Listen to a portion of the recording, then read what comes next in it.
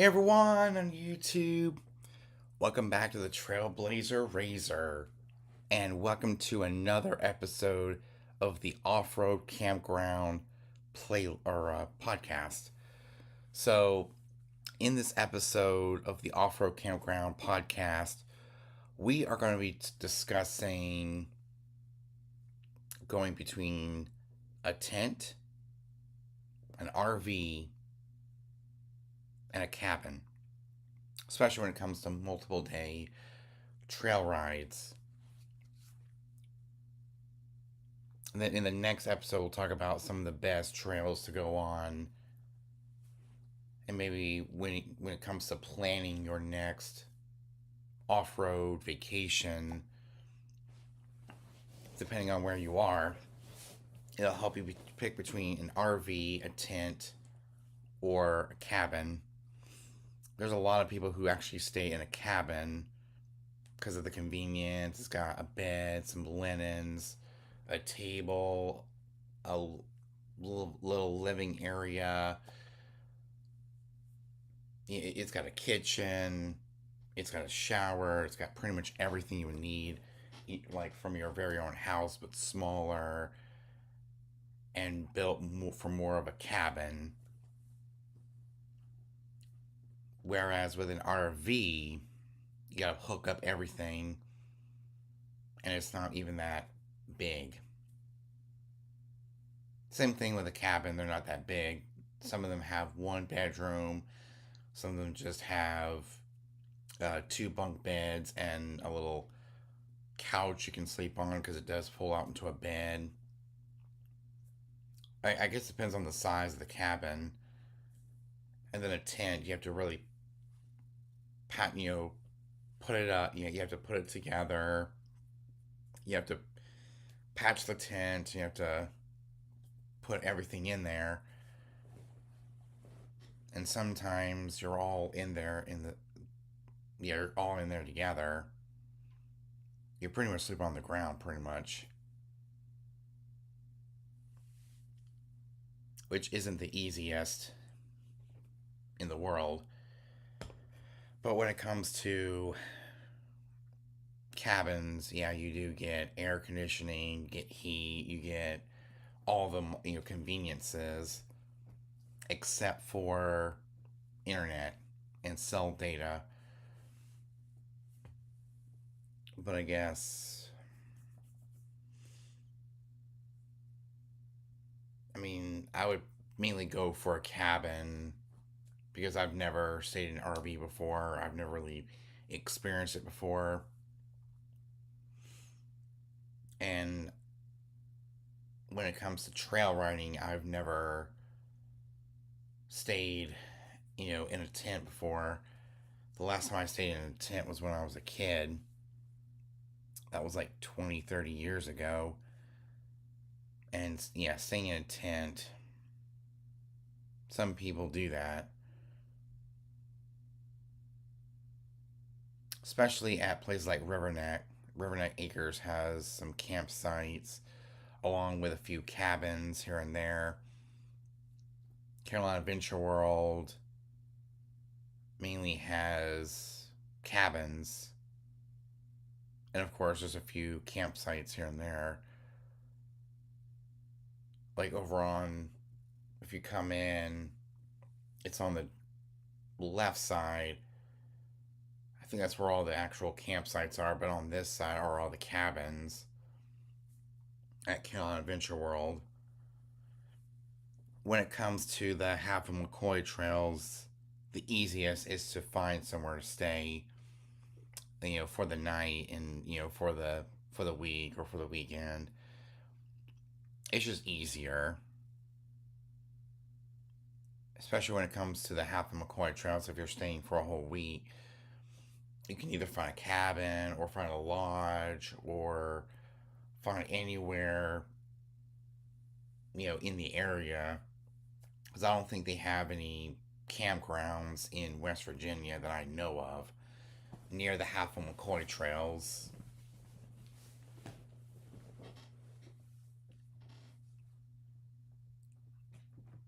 And I know in Durham Town in Georgia, they have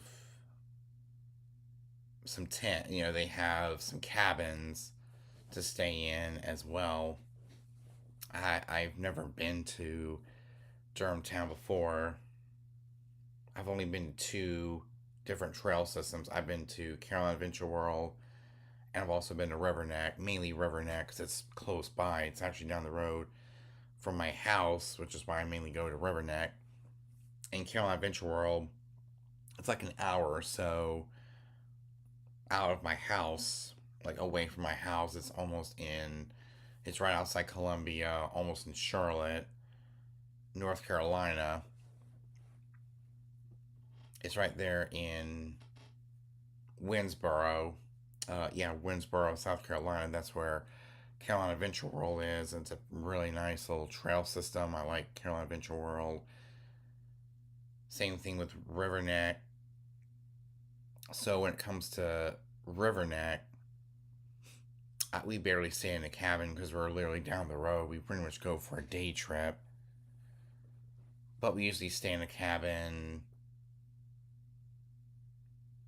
Yeah, we usually stay in a cabin when we go to Carolina Adventure World because it's that far out. And you definitely need multiple days to explore the trails out in Carolina Adventure World. I guess when we go to Tennessee, I forgot what that one place is called in Tennessee. But when we do go to Tennessee, then we might have to stay in a cabin. We might have to stay the night. Or find a lodge somewhere.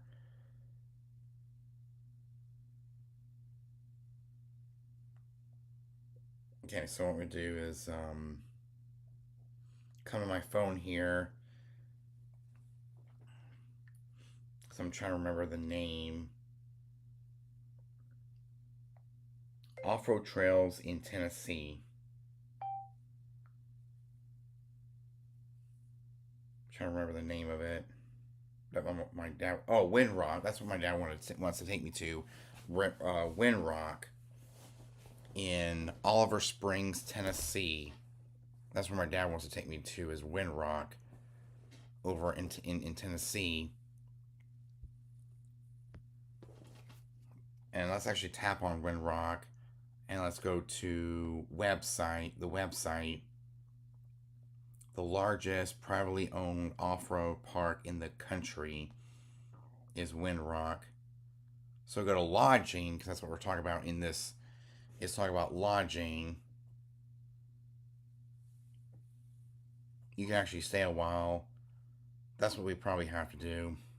It says reserve stay online.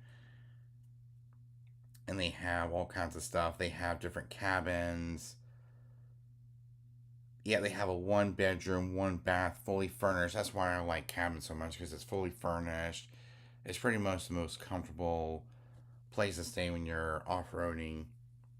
There's 1 bedroom, 1 bath, fully furnished. There's a lot that are 1 bed, 1 bath. And there's one with a single room with circular wood. They pretty much have those at Carolina Adventure World where they're circular. Um, single room with circular wood.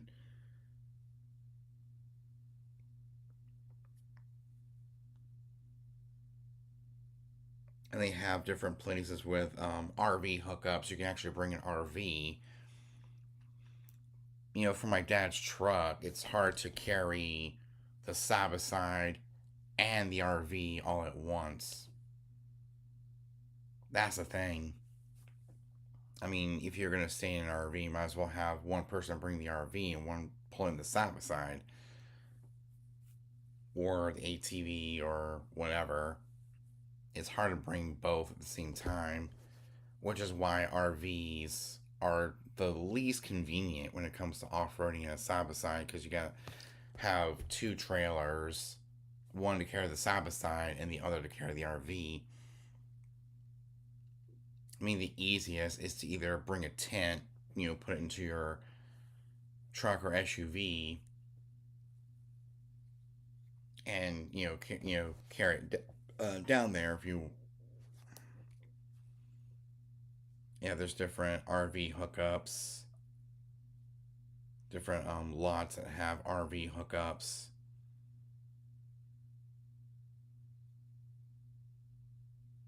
Oh, there's different tent platforms for putting your tent. Yeah, there's a place where you can put your tent.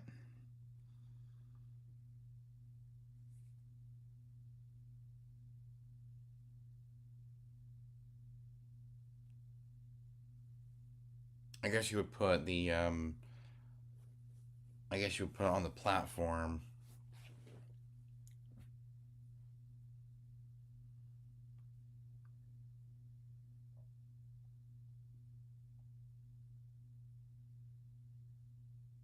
Oh, it's called. Oh, it's a tent platform.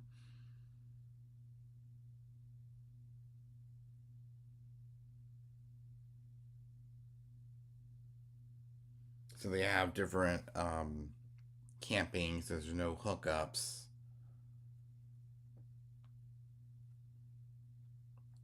That's pretty much where you put a tent, and there's some RV hookups. But the easiest is to stay in a cabin. For me and my family personally, we like cabins. It's got all the conveniences of a kitchen, a bathroom, a bedroom, bunk beds. It's just the easiest to stay in with is a cabin. But if you want to do the tent thing, you can. If you want to do the RV thing, you can. It's whatever works best for you in your situation. And there's a whole lot of different places that have different lodging. But I know one thing with going to Beckley and going to the Half and McCoy trails, because they have different trailing systems all in West Virginia and Virginia. It's got to look at different trailing systems and see what works best for you.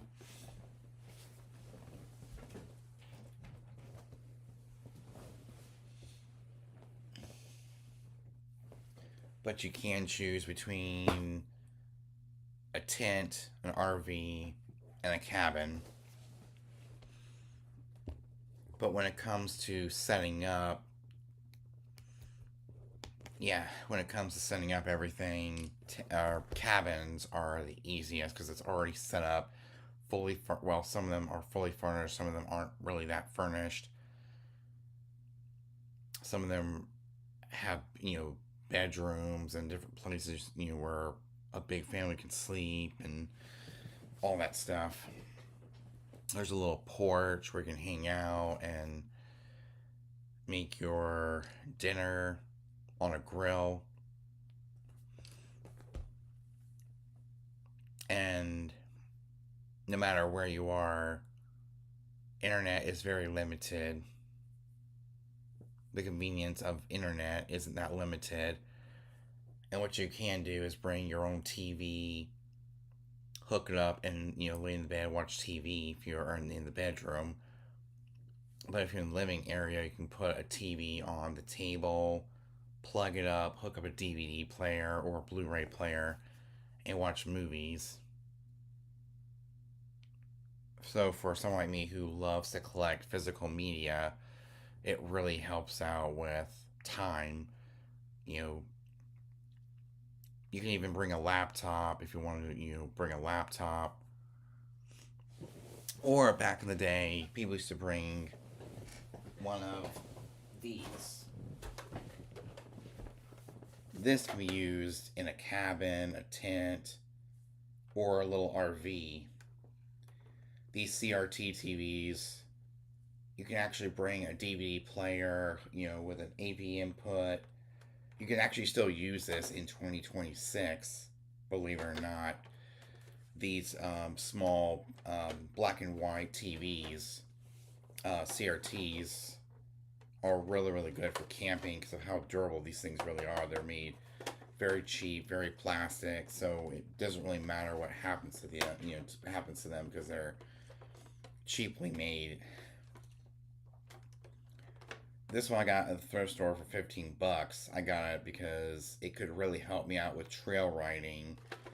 That's what you can do if you stay in a cabin or an RV. You can plug it into the wall at a cabin or an RV. But if you stay in a tent, it's not going to have any outlets unless you're buying an outlet. You can bring an extension cord, plug it up to the wall. You can have to bring and use batteries because for the campsites at some of these trails that don't have a hookup, which most campsites do, you can bring batteries and run it off batteries for a good while.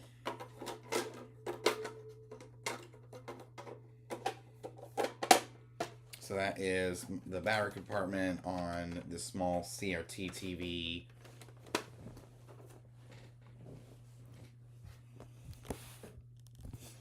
So I'm going to show you guys. Yeah, I'm actually going to show you guys basically some modern stuff you can bring besides going to a thrift store and finding a black and white CRT TVs. I think they make a lot of portable TVs. You can bring a portable DVD or Blu-ray player, which will show you some of that on Amazon. So we're going to do some browsing on Amazon. I'm going to come over here, go to the screen recording, come over to the Safari. Come over here to a tab, and then come over to Amazon. Make sure it works. Yeah, it works. So this is basically, you can type in a portable TV. Portable TV for camping.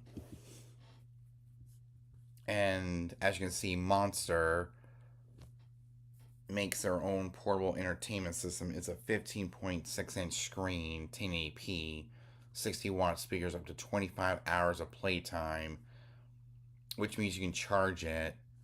I think it has a rechargeable battery. You can charge it up every 25 hours of playtime, especially if you're staying for multiple days. It's got dual HDMI ports for plugging up a Blu-ray or a DVD player. Includes a 3-foot USB-C to HDMI cable. There's a smart TV,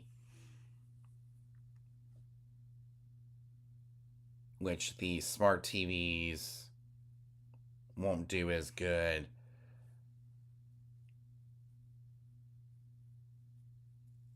Yeah, this portable entertainment system is a smart TV with Google Play, 60 watt audio, 12 hours. So that's another thing, it's less power than the Monster Vision 2.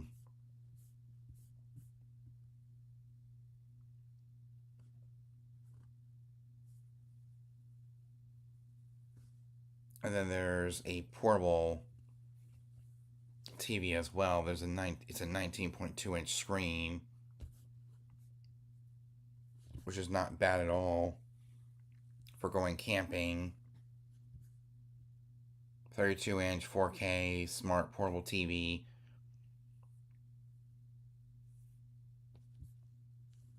Ooh, a DVD player with an antenna. Neat.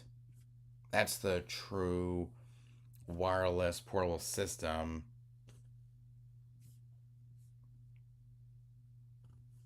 I mean, they still make portable TVs even to this very day. They're more digital now than they were back in the 2000s and 90s and 80s. Like back in the day when I was little, they have become very digital.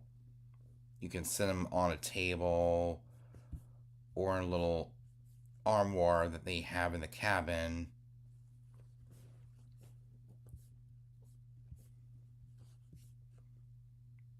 I mean, they have different brands and models and makes, and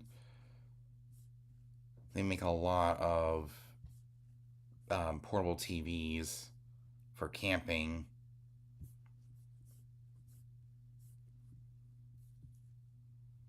So there's a whole bunch. Yeah, there's a whole bunch of TVs worth getting in 2026. Or you can search on Amazon portable DVD player, portable Blu ray player. So, yeah, when you type in portable TV, it's definitely a lot easier to grab us like one of those digital ones because it's a lot newer, and it's got newer technology that will work with the digital channels that we have today in 2026. But you're not gonna get the most modern like the big channels, but you'll get enough channels to last you through the night or through the weekend or how long you decide to stay for trail riding.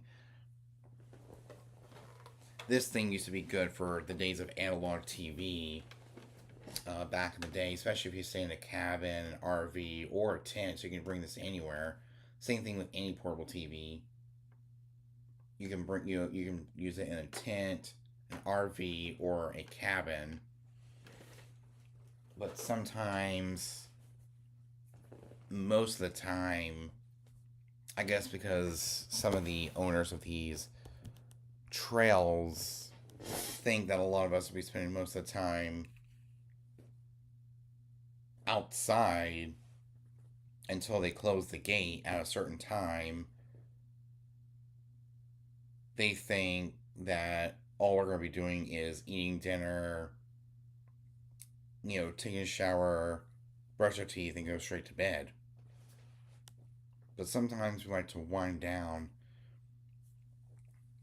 That is where this stuff comes in.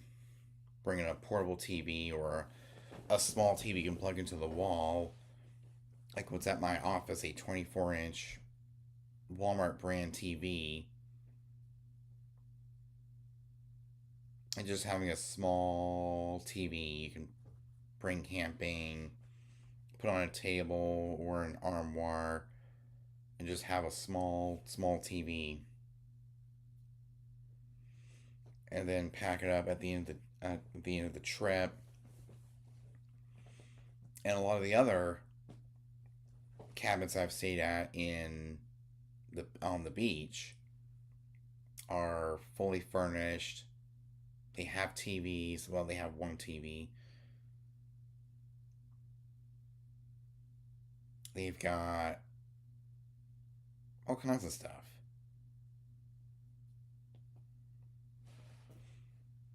I mean, yeah, they have one TV.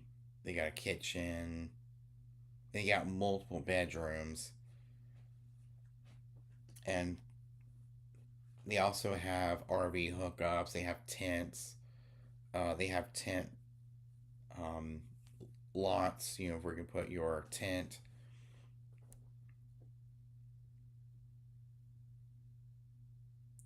And based on my personal experience, tents are more troublesome than they're worth because have to set them up.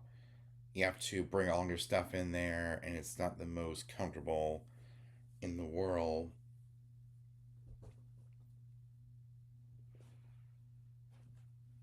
But I guess if you want to stay in a tent, you can stay in a tent. If you want to stay in an RV, you can stay in an RV.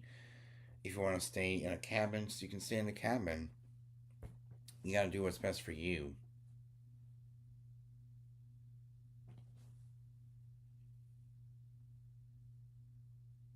Yeah, you got to do what's best for you. Especially when it comes to staying in a tent, an RV, or a cabin. They all do pretty much the same. Well, they're all pretty much the same. Well, I guess they're not always the same thing. It's more either in the same area, but they have different experiences. Like with a tent, you have to kind of patch up a tent. You have to bring all your stuff inside the tent. Sometimes it might be a very, very small experience, especially when you're sharing it with other people. It's hard to spread out in a tent where an RV you can be spread out close by, but not on top of each other. In a cabin, it's kind of like a house, like a small house, and there's some that look like mobile homes,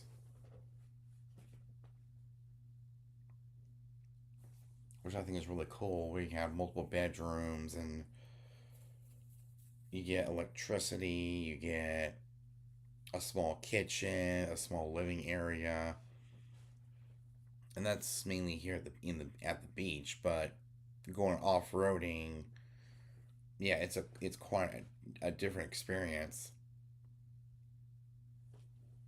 because you're bringing your side by side, an ATV, you're bringing everything you need to get through the night, and sometimes at some of these trails, the internet isn't the greatest, except when you're on the trails. But when you're in a cabin, the cell service is horrible. Whereas, um, you still get power, you still get all this stuff, but there's a lot of things that don't come in these cabins. Me and my dad have been staying in the same cabin, Turtle Pond, twice already. I guess because it's the only biggest cabin ever.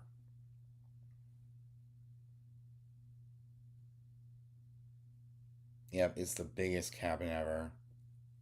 Is Turtle Pond because it has one bedroom, one kitchen, a living area, bathroom, and a little nook for bunk beds. It's definitely the biggest cabin. The rest are just like teeny, teeny, tiny, which is why we stay in the Turtle Pond because the only one at Carolina Adventure World that has that's the a decent size for just me and my dad if we're staying for the weekend or just staying one day and 2 days and one night. It's quite different if you come to think of it. So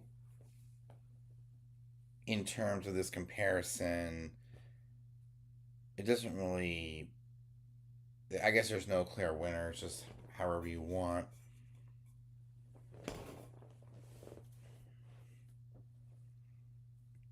Yeah, it's just whatever. It's whatever works best for you, whether it's a tent, an RV, or a cabin.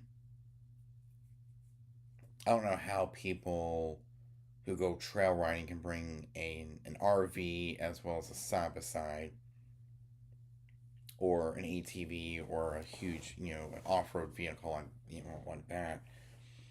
But I guess we can ask what ChatGPT thinks. How do people who have an RV bring their side by side or ATV trail riding? Here we go.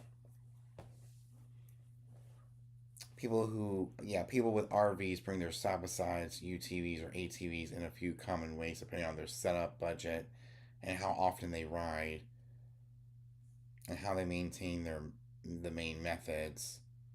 Toy hauler, an all-in-one system or all-in-one setup. Okay, so I guess they place their side by side.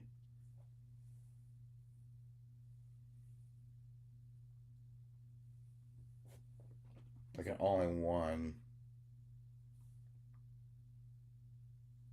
That's really cool.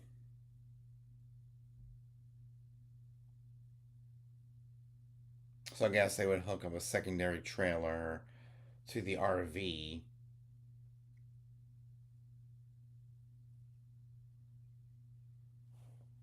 The most popular for series riders, the RV is built in. Oh, the RV has a built-in garage with a ramp door. You drive your ATV or UTV right inside, tie it down, and travel. Pros: everything is in one unit RV plus your off-road toys. It's secure and weather protected. Easy loading and unloading. The cons are it's more expensive and less living space due to the garage. It's best for frequent riders, off-road campers, multi-day trail trips. Pulling a trailer behind the RV, also called double towing or triple towing, depending on the setup. How it works: the RV tows a small trailer carrying the ATV or UTV, which is great. Pros: keeps living space separate. It can carry multiple machines. It's flexible trailer options. The cons is that it's not legal in all states. We have to check laws. Harder to drive and park, and acquires experience. Best for experienced drivers, group rides, and multiple machines. Truck, trailer, and plus camper setup. Very common and super flexible. How it works: the pickup truck carries a camper with, bed camper or towing RV, and pulling a trailer with an ATV or UTV. It's the most versatile setup, easy to maneuver than long RV combos. Truck doubles as a daily driver. Cons: more setup and tear down. It's less luxury than big RVs. Best for weekend warriors, off road explorers. Loading ATVs in the truck bed. Yeah, it works mainly for ATVs. Or quads, not most side by sides. Uses the ramp to load into the truck bed. No trailer needed. Simple and cost effective.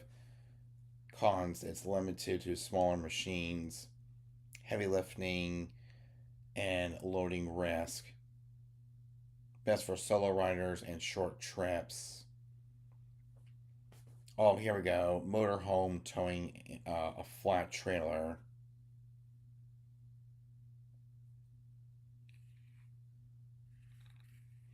Yeah, motorhome towing a flat trailer.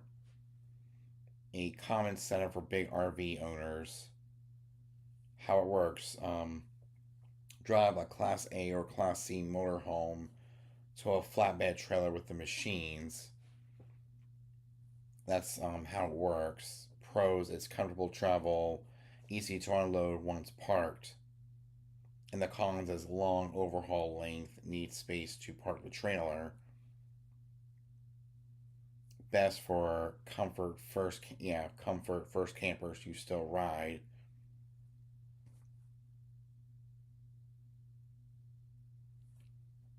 As for an RV,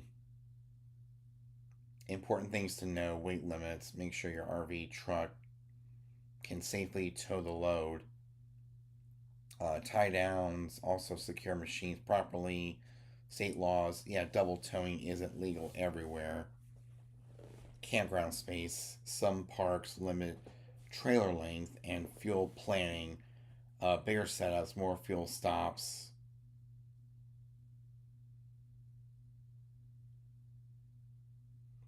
Best overall is toy hauler, simple plus purpose build.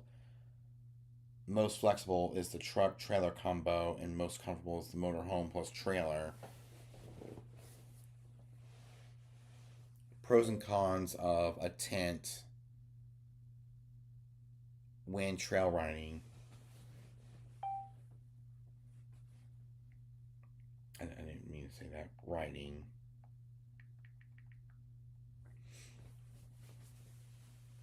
Oh,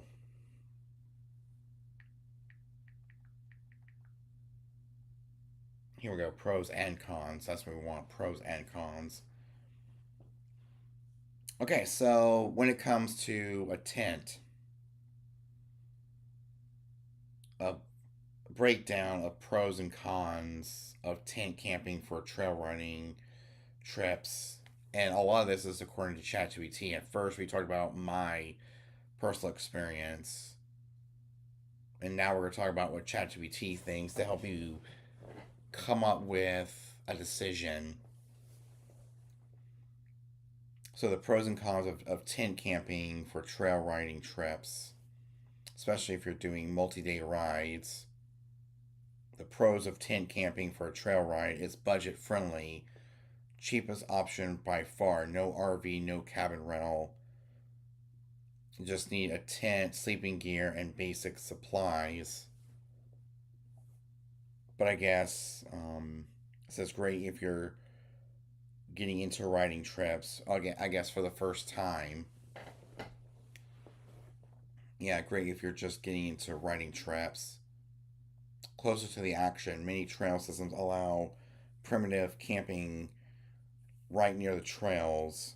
You can literally wake up and ride, no loading or unloading every day. There's more freedom and flexibility. Camping almost everywhere, or yeah, camp almost anywhere allowed.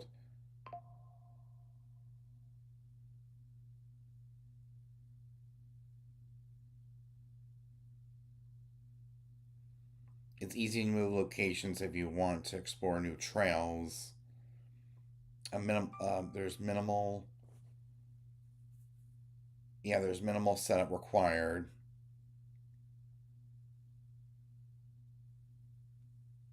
No big RV or complicated hauling setup. Just bring your ATV, UTV, or trailer or truck and go.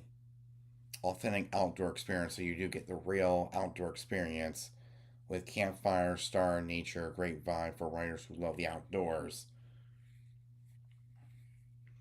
It feels more like an adventure than a vacation.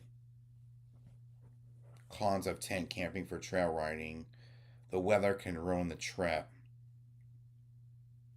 That's one thing I like about staying in a cabin, that we are always protected from the weather. Yeah, rain equals mud, wet gear, miserable sleeping conditions. Heat, cold, or wind can make nights uncomfortable.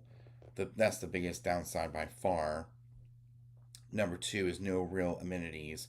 There's no shower or limited bathhouse. There's no AC/heat unless you bring extra gear. No kitchen unless you set up one. Dirty gear problem. Yeah, riding equals mud, dust, sweat. Now your tent equals muddy boots, wet clothes, and smell. Things get messy fast. Number four is less security. Gear sits outside or in your vehicle. No locked garage or toy hauler. You'll need to be mindful of theft. Number five, sleep can be rough. Hard ground, noise, weather, early sun. Not ideal if you want comfort after long rides, which I do, which is why we stay in a cabin. Limited storage space. Yeah, hard to organize helmets, tools, spare parts, etc. Everything is packed tight or in bins. So the quick verdict, it's best. Yeah, tent camping is best if we're on a budget, or if we like rugged outdoorsy experiences, or we're doing shorter and more adventurous trips, which we don't. Tent camping is the worst if we want comfort like AC, shower, and a real bed. We're riding in extreme weather, and that we have lots of gear or big family, then yeah, tent camping is the worst.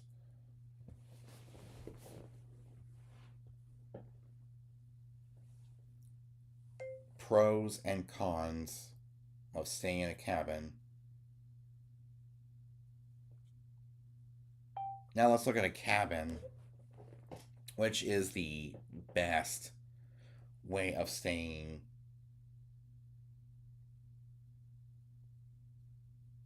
It says camping, cabin camping or for trail riding trips. The pros of staying in a cabin. Whoo! Comfort without going full RV. There's real beds, electricity, often AC/heat in a cabin. Sometimes include a kitchen, bathroom, and Wi-Fi. Yes. Great middle ground between tent and RV camping. It's weatherproof, so rain, cold, heat, we're covered. There's no worries about soaked gear or miserable nights, which is why me and my dad go for a cabin each time we go trail riding. Access to amenities. There's showers, toilets, sinks, and there's full kitchens or at least a fridge, microwave. Huge after a long, muddy ride. You can sit down, have dinner, and voila. Cleaner living space unless you go to. Yeah, it's cleaner, but. Yeah, it's cleaner, but it's not fully clean because you still got the floor that's still dirty from boots and shoes and all that stuff coming into the cabin. Cleaner living space, yeah, it keeps the mud or gear outside on a porch, which is awesome. It's less dirt, smell, and chaos compared to a tent,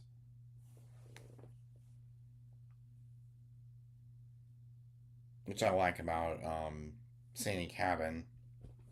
There's better sleep and recovery, comfortable beds, plus quieter environment. Yeah, I kind of noticed that when staying in a cabin compared to a tent. It helps you feel ready for multiple days of riding. Number six, great for groups or families. There's more space in a tent. It's easier for non riders, kids, spouses to enjoy. But a lot of these cons are probably not a big different. It's not that important. So number one, it's more expensive than tent camping. Nightly rates can quickly add up, but unless you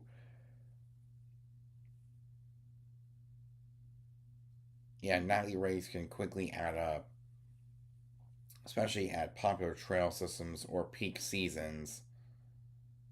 Limited availability.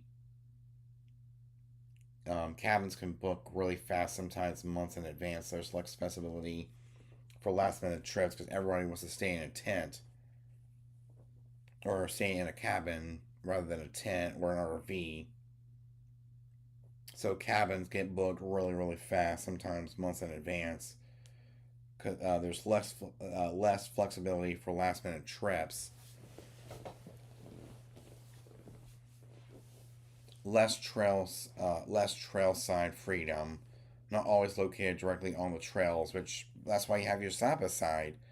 You can always drive it from the cabin up to the trails, and that's what we have a side by side for. That's where we have ATVs and different off road vehicles to get us from the cabin to the trails.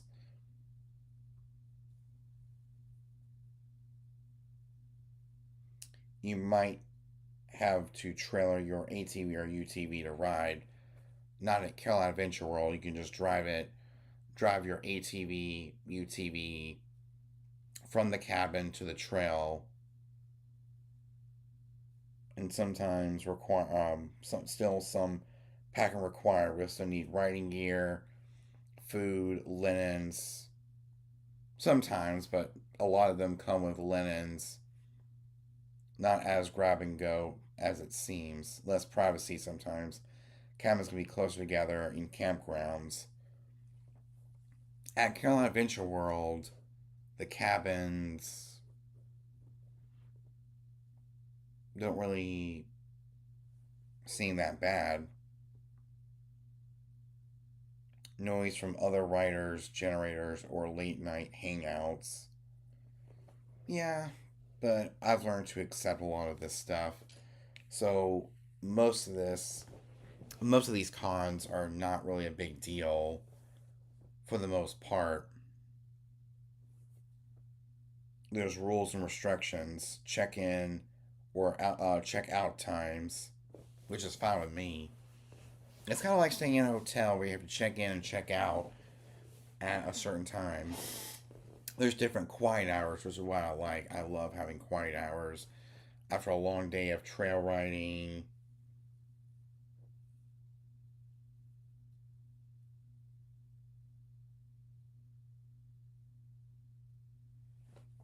And a lot of this stuff I've learned to overcome, even with no washing machines, UTVs near cabins at some locations.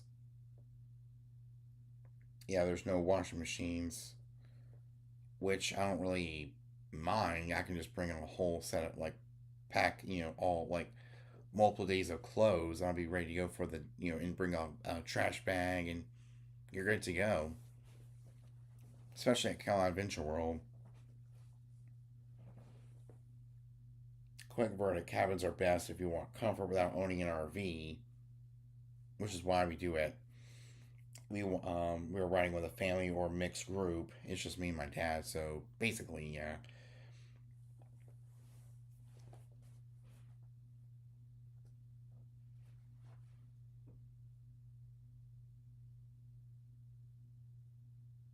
Yeah, cabins are best if we want comfort without owning an RV. We're riding with a family or mixed group. We want to enjoy trails and relax afterward. That's one of the reasons why we do it. Cabins are worse if you want total flexibility or last minute trips, which we never do last minute trips. We always plan in advance. We're on a tight budget. We're never on a tight budget. Or we want to be right on the trails at all times, which we don't.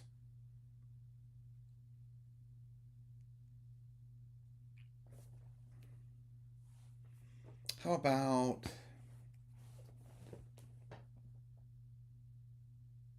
why cabins are best for autistic riders?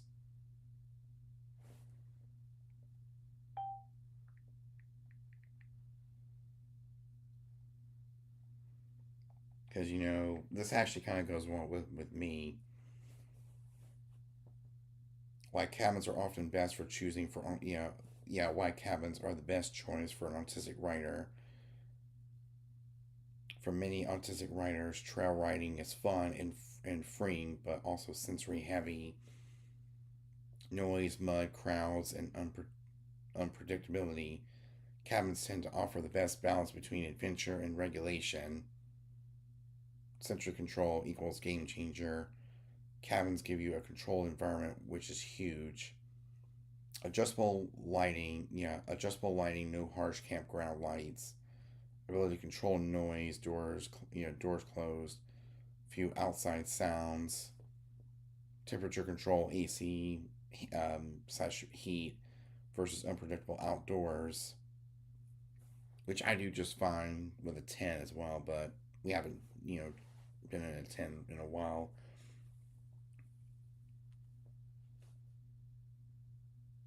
Compared to tents, too exposed, and RV parks are often too noisy, which I've never been in an RV before.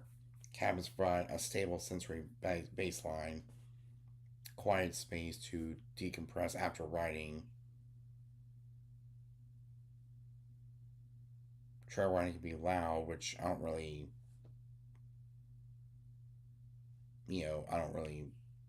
that doesn't bother me a whole lot. Is the loud engine physically intense? No. Socially draining? I don't see that in me personally, but I guess for other autistic riders, yeah, kinda. And a cabin gives us a quiet room to reset, space away from crowds, a place to regulate without interruption. It prevents burnout over multiple day trips, especially for somebody like me who actually drives the side by side. It's definitely fun and just enjoying the outdoors. A cabin gives us oh, here we go. Number three, predictability and routine. It says many autistic individuals thrive on routine and predictability. Cabins help because layouts stay consistent: bed, bathroom, kitchen in same place. No constant setup or tear down like tent camping. Easy to build a daily rhythm: ride, clean up, reset, rest, repeat. And there's access to hygiene and comfort. After muddy rides, it's reduce discomfort and spike quickly. Cabins offer showers, huge for regulation, clean, dry clothes or storage, a real bed instead of rough sleeping. It says help reduce irritation, overstimulation, fatigue. Yeah, kind of, especially when in a sleeping bag. Personal space and boundaries. Ooh, this is a big one for a lot of people. A lot of families who have autistic kids and they go for a ride at these trails. We can step away from group energy when needed. We can close the door and be alone if not possible in tents or harder in RV. Group setups control who comes in and out of your space. This is a key for managing social energy, which is good.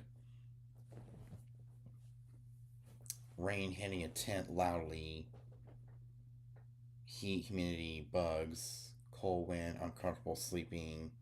Cabins eliminate most of that unpredictably. Fewer expected triggers. Number seven, better organization, less chaos.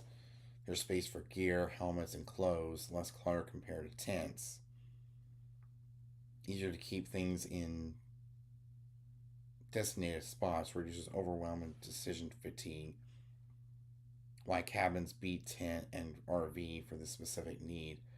Compared to tents, there's way less sensory overload, more comfort and privacy, no weather stress. Compared to RVs, there's no driving slash towing stress, there's no tight, cramped living space, often quieter than busy RV parks. Maybe we can talk about that in a future episode. Maybe, especially with autistic drivers. And I know one thing that we love, and is that we love to be extra focused on the trail and we know exactly where to go. Even before we even get on the trail, like we've been through some of this before, I think about it as riding through my own backyard. I know exactly where to go, and maybe we'll do a whole episode later on down the line about what it's like being an autistic driver and staying in a cabin versus a tent. And maybe in the next episode, like next Saturday, let's see, next Saturday is April 4th. So on April the 4th, around noon, we will talk about some of the best trails to go on, depending on where you are.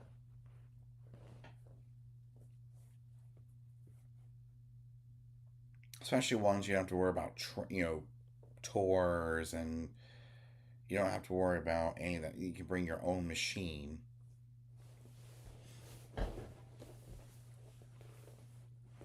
And we'll go over a couple I've been to ever since I started trail running. We can talk about some of the best trails to go on. And there's a whole bunch. We'll have to use ChatGPT to narrow down only a few here and there, like some of the best trails to ride on, and to bring your own vehicle. We'll even come up with ones that have the most beautiful views, like Carolina Adventure World, for example. And we'll talk about, I guess, the best trails for beginners, intermediate, and pro drivers. I mean, they're all color coded at some of these trails to pick between a beginner, intermediate, or pro trail. Like having more advanced, intermediate, and beginner level trails. And we might even go into discussing some of the best trails for kids who have their own ATV or side by side. Like if they have the Polaris RZR 200 EFI, the 150 EFI, a kid's ATV, some of the best trails for them to learn how to drive and conquer the trails. Maybe we can do a episode for kids, so they can learn how to conquer the trails and really get really, really good.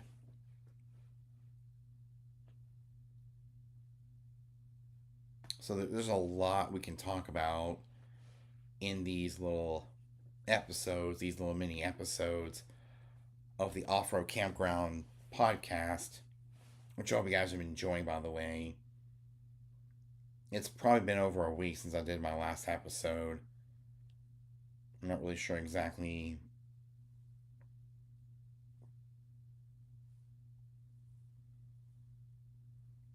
Yeah, I'm not really sure how long it's been since my last episode. I'm gonna start doing. Yeah, I'm gonna start doing episodes on Saturdays. That way I can focus on it during my slow times, because during the week I'm always really, really busy. So hopefully we can get things rolling on Saturdays. So it's gonna be on Saturdays around noon after my breakfast, or no matter what time it is after my breakfast, I'll come on here. We'll do an hour or so live, and we'll help you guys conquer the trails and really survive the trails, survive camping, and just based on my personal experiences, maybe we'll go through tips, tricks, how to's, and shared experiences in driving my side by side, because I've had my side by side for almost a year. Come September,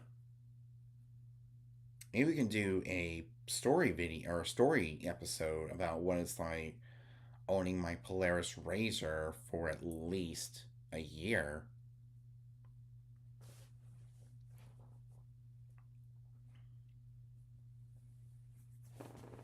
But yeah, as you can see, we did talk about the TV here. I'm gonna put it away.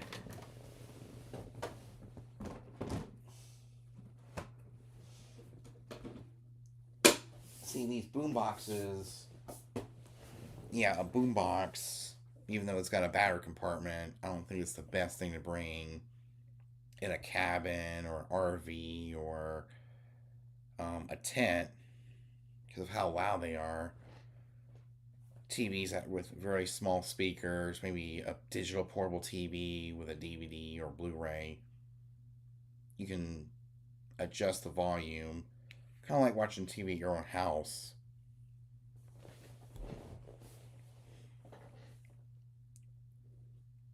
I'll have to get me a small TV to carry with me camping,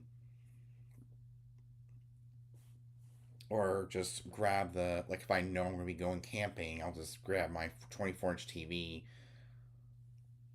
from the office and I'll hook it up and maybe bring a DVD player, like my cheap DVD player, because it's $20. Doesn't really matter what happens to it. It's $20. And I definitely want to do a camping tech video, like some of the best camping tech to get us through the nice, calm, quiet time, downtime after a very successful run on the trails. And maybe even talk about some of the accessories that'll help us conquer the trails for the interior, maybe the exterior, I'm not sure. We'll talk more about some of that stuff later down the road. But I hope you guys enjoyed this episode. This one's going to be a little over an hour long, like a little over, but not 2 hours. But there's a lot of different topics we can talk about in this show, which is why I started this show, to help out when it comes to um, my experiences on the trails. But I hope you guys enjoyed this episode of the Off-Road Campground podcast. I will see you guys next time. Make sure you like, comment, subscribe, hit the notification bell so you get notified when I upload a brand new video, another trail riding video, another side-by-side related video, or another episode of the Off-Road Campground podcast. We'll see you guys in the next one, which will be on April the 4th. Saturday, April the 4th. We're going to do these every Saturday because Saturdays are my slow time. The weekdays are my busy time. So it's really hard to do an episode during the weekday, but it's easier to do it on a weekend instead of a weekday. So there'll be plenty more episodes. And I think the next episode is about picking the right trails in your area. Like, we'll talk about some of the trails that are near my area, Conway, South Carolina. Like, we'll talk about Carolina Adventure World, Riverneck, stuff that's on the East Coast. Stuff within, a short driving distance. Because I don't think we want to take my side-by-side more than... We don't want to take it out of the East Coast.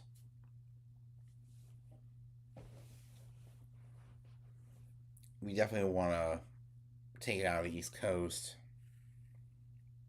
Like, we want to take it up west or, wherever. We don't want to take it up there. We want to keep it within the East Coast.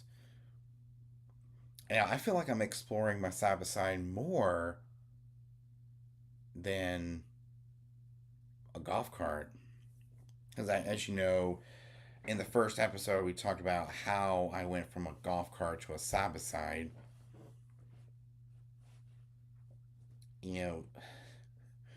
Maybe we can talk about that, how to go from a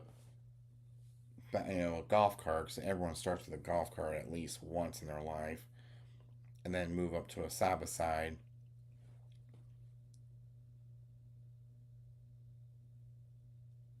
Maybe I can talk about, maybe do like a personal story video of how I went from a golf cart to a side-by-side, which we already talked about in the first episode, but I want to go more in depth of what maybe we want to get a side-by-side rather than, going to get another golf cart. Maybe talk about why I like side-by-sides more than golf carts. Maybe that's what I'm talking about, why I like side-by-sides more than golf carts. Future episode around the summer. I definitely want to do a lot of summer related episodes for you guys. I feel like I know more about this stuff than I do DJing.